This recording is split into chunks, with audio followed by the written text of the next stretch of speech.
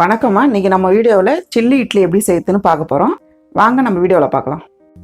Video பார்க்கறதுக்கு முன்னாடி நம்ம சேனலை சப்ஸ்கிரைப் பண்ணிக்கோங்க. அப்படியே பக்கத்தில் இருக்கிற பெல் பட்டனை ப்ரெஸ் பண்ணிக்கோங்க. நான் வந்து ஒரு 7 இட்லி எடுத்து கட் பண்ணி வச்சுருக்கேம்மா. இந்த மாதிரி டைமண்டாக கட் பண்ணி வச்சுருங்க. ஃப்ரெஷ்ஷாக இட்லி ஊற்றணும்னு அவசியம் இல்லை. காலையில் ஊற்றின இட்லி இருந்தால் கூட நம்ம வந்து இந்த மாதிரி செய்யலாம். கடாய் வச்சுங்கம்மா. நல்லா கடாய் காயட்டும். கடாய் காஞ்சிச்சு. இப்போ ஆயில் போட்டுக்குங்க. இட்லி பொரிக்கிறதுக்கு தேவையான ஆயில் போட்டுக்குங்க. எண்ணெய் காஞ்சிச்சுங்கம்மா. 4 பீஸாக போட்டுக்குங்க.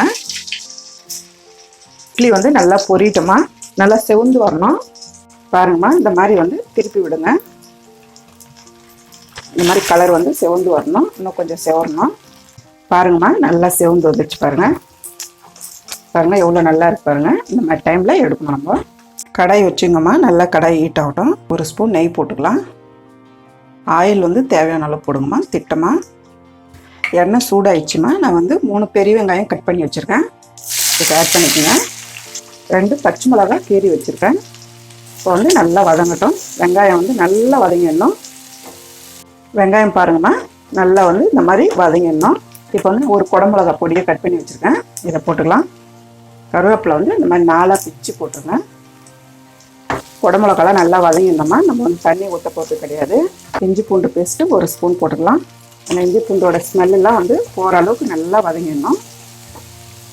ஒரு 1/2 spoon chilli பவுடருமா. Garam masala 1/2 spoon நல்லா போட்டு மிக்ஸ் பண்ணி விடுங்க. Tomato sauce 2 spoon.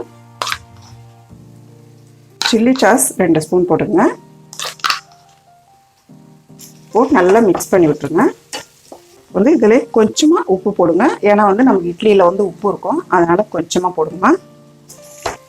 பாருங்கம்மா, நல்லா வந்து வதங்கிடுச்சு எல்லாம். இப்போ வந்து நம்ம வந்து இட்லி பொரிச்சு வச்சுருக்கோம் இல்லைங்களா. இப்போ வந்து இதில் ஆட் பண்ணிக்கலாம். இதே வந்து கிளறி விடுங்கம்மா.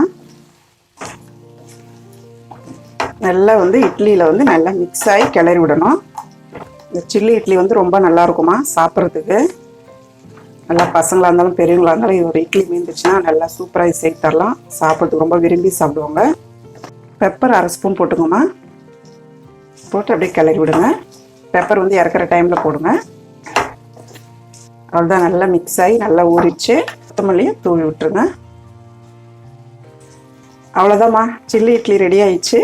நீங்களும் வீட்டில் செஞ்சு பாருங்கள். இந்த வீடியோ உங்களுக்கு பிடிச்சிருந்தா லைக் பண்ணுங்கள், ஷேர் பண்ணுங்கள். உங்களுக்கு ஏதாவது டவுட் இருந்தால் கமெண்ட் பண்ணுங்கள். அம்மாவோட வீடியோஸ் சுட சுட தெரிஞ்சுக்க மறக்காமல் நம்ம சேனலை சப்ஸ்கிரைப் பண்ணிக்கோங்க.